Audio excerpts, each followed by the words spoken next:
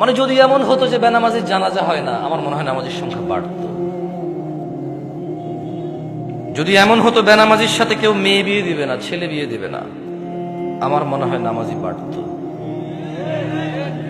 যদি এমন হতো বেনামাজির সাক্ষী গ্রহণ করা হবে না, কি গ্রহণ করা হবে না, যদি এমন হতো যে বেনামাজি ছেলে তার নামাজি বাবার সম্পদের অধিকার পাবে না,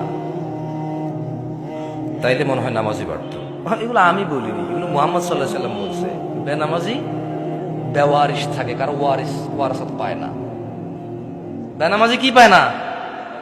নামাজির ওয়ারাসাত পায় না, পৈতৃক সম্পত্তি পায় না। যে ছেলে নামাজ পড়ে না তার বাপের সে পৈতৃক সম্পত্তি পায় না, ইসলামে সে পায় না।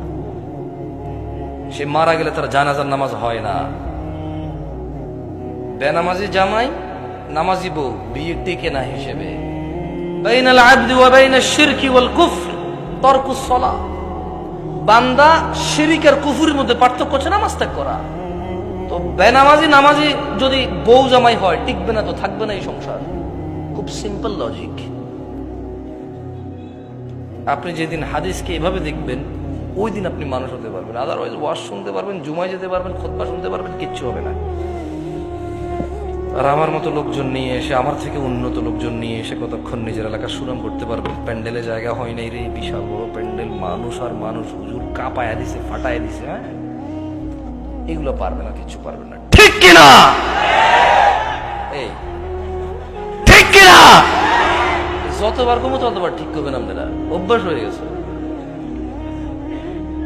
কি ঠিক, এটা তো আমি কিছু বলি না, এমনি ঠিক বলছি। মানে আপনি মনে করতেছেন যে আমি আপনার ঠিক বা ঠিকের উপরে ডিপেন্ড করে এখানে কথা বলবো? জীবনও না।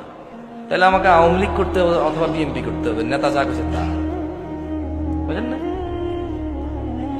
যদি আমি ইসলাম করি, তাহলে তো নেতা যা বলে গেছে তা ঠিক না, তো হলো মুহাম্মদ সাল্লাল্লাহু